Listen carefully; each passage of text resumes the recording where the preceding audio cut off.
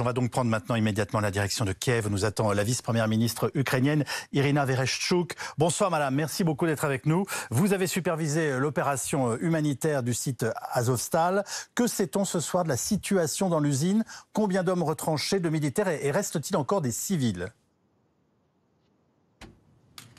Non, il n'y a plus de civils. Les femmes, les enfants et les personnes âgées ont été évacués d'Azovstal. Cependant, il y reste plus de 1000 militaires, dont plus de 500 blessés. Nous avons besoin d'une nouvelle opération spéciale qui permettrait d'évacuer les militaires blessés d'Azovstal. Les combats, eux, continuent? Oui, les combats continuent et aujourd'hui, de nouveau, il y avait une tentative d'attaquer Azovstal. Il y a eu des frappes aériennes et il y avait aussi des tentatives d'une opération terrestre visant à détruire tous ceux qui étaient encore en vie à Azovstal. Donc la question qui se pose, c'est ce que vous venez d'évoquer à l'instant même, c'est maintenant qu'il n'y a plus de civils, comment on évacue ces blessés militaires, les 500 dont vous venez de nous parler? Absolument.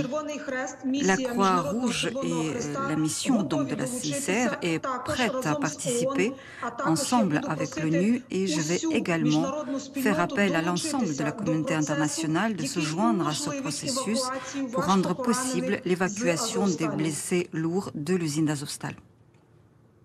Est-ce qu'un dialogue avec les Russes peut permettre justement d'intervenir à ce que vous nous décrivez? Cela dépend de ce que nous appelons le dialogue. Nous avons à l'évidence besoin des intermédiaires, des pays extérieurs qui ont l'expérience de travail avec la Russie, qui savent qui est Poutine.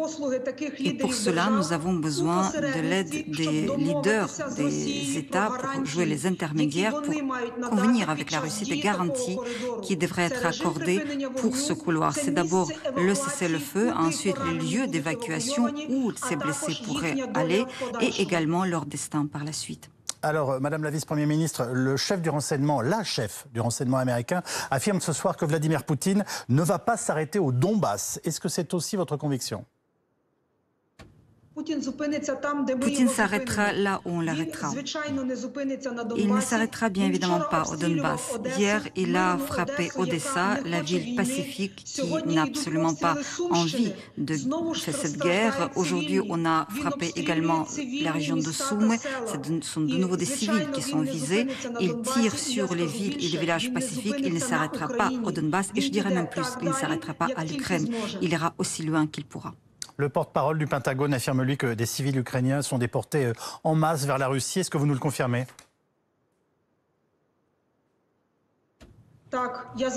Absolument. Je m'occupe des Ukrainiens déportés et je confirme que des centaines de milliers d'Ukrainiens ont été transportés de manière forcée dans les camps de filtration. Il y a déjà plus de 6500 camps de filtration ont été créés en Russie et c'est un crime absolu contre l'humanité et ça aura bien sûr des conséquences juridiques. Est-ce que vous pouvez nous donner un chiffre précis du nombre de déportés à votre connaissance? Selon nos calculs, nous parlons de près de 460 000 personnes, dont les enfants orphelins, privés de protection parentale. Nous parlons également de plus de 10 000 de ces enfants dont nous connaissons donc le lieu de séjour actuel qui sont maintenus de manière forcée en Russie. Vous arrivez à suivre à peu près le trajet de ces Ukrainiens qui sont déportés, hormis les enfants dont vous venez de nous parler? C'est très difficile. Il y a des pays qui refusent de donner à nos concitoyens une aide sur le territoire de la Fédération de Russie. En fait partie l'Arménie et nous avons été extrêmement étonnés que les consulats arméniens refusent d'aider nos gens et j'espère que cela sera rectifié avec le temps et je m'adresse à vos consulats qui existent donc sur le territoire de la Fédération de Russie, si les les Ukrainiens déportés font appel à vos consulats, aidez-les à revenir en Ukraine. Je reviens au terrain guerrier, si vous le voulez bien. Est-ce que les armes promises par les Occidentaux arrivent en Ukraine suffisamment vite et en nombre ? Ces armes ne sont pas suffisantes et ces armes arrivent de manière trop lente. La Russie prépare une attaque dans le Donbass et essaie constamment de percer nos défenses. La Russie sait qu'elle a peu de temps, car lorsque les armes seront là, elle serait incapable de combattre notre esprit et notre motivation avec ces armes. Par conséquent, nous avons besoin d'accélérer ce processus de livraison d'armes qui rendrait impossible l'avancée des Russes dans le Donbass. Toujours selon la CIA, Vladimir Poutine miserait sur un essoufflement de l'aide occidentale, dans la durée. Est-ce que c'est une crainte que vous partagez si cette guerre s'éternise ? Oui, nous ne voulons pas que la guerre dure et c'est la raison pour laquelle nous demandons à ce que les sanctions économiques fonctionnent ici et maintenant. Nous voulons que l'embargo pétrolier fonctionne. Nous voulons que même s'il y a des pertes économiques pour les pays de l'UE, ces pertes ne sont pas comparables avec des milliers de vies que nous perdons chaque jour pour le droit de faire partie de l'Europe. Je voudrais que vous nous compreniez parfaitement. Nous ne pouvons pas nous permettre une longue guerre, car à chaque fois, cette guerre risquerait de dégénérer en une guerre mondiale lorsque le théâtre des combats sera l'ensemble du continent européen. Vous venez d'évoquer le droit de faire partie de l'Europe. Comment avez-vous réagi, et ce sera ma dernière question, hier à la proposition d'Emmanuel Macron de créer une communauté politique en Europe qui intégrerait l'Ukraine, une sorte de salle d'attente en fait, avant d'intégrer l'Union européenne?